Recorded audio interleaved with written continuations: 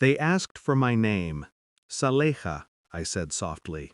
The man at the entrance scrolled down the list again. His polite smile faltered. I'm sorry, ma'am, you're not on the guest list. For a second, the world went silent.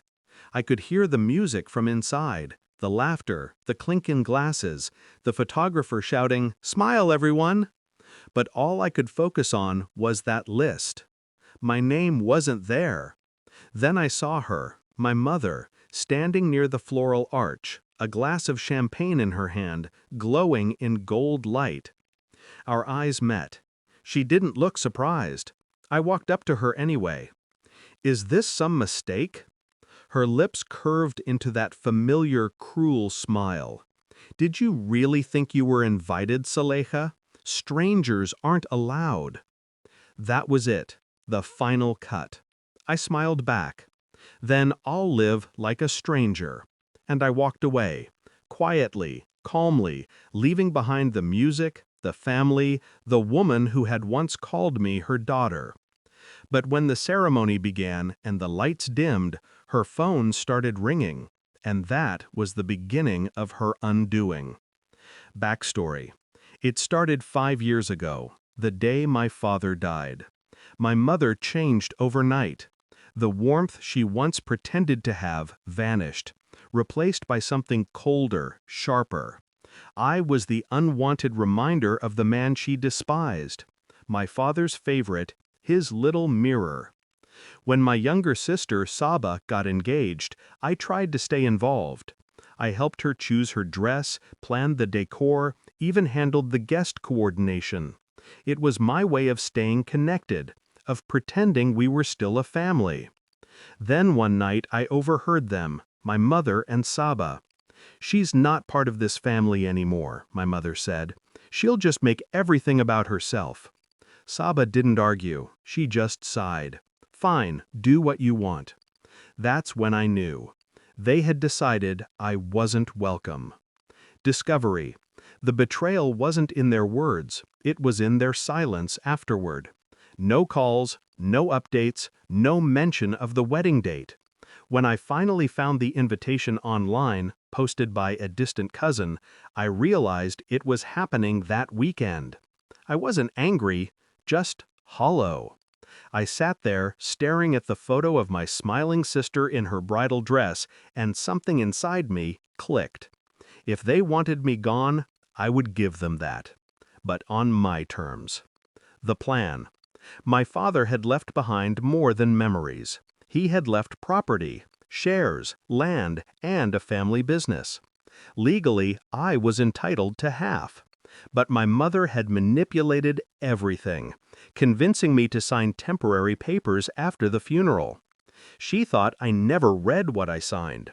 She was wrong. For months, I'd been preparing, quietly. I had already found the old lawyer who drafted the will. He was sick but alive and more than willing to help correct what had been stolen. While they planned the wedding, I gathered documents, signatures, financial trails. I didn't tell anyone. I didn't threaten.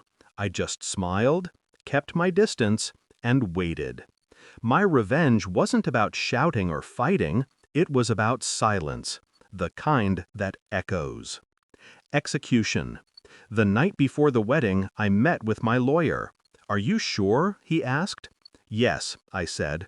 "File everything tomorrow morning. Make sure she gets the notification during the ceremony." He hesitated. "That'll ruin the day."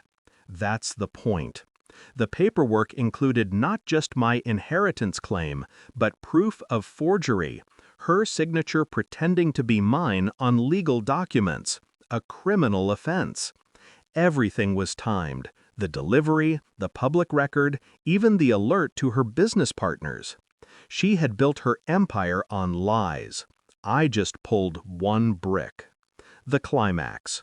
So when her phone rang during the ceremony, I didn't have to be there to see it. I knew her expression.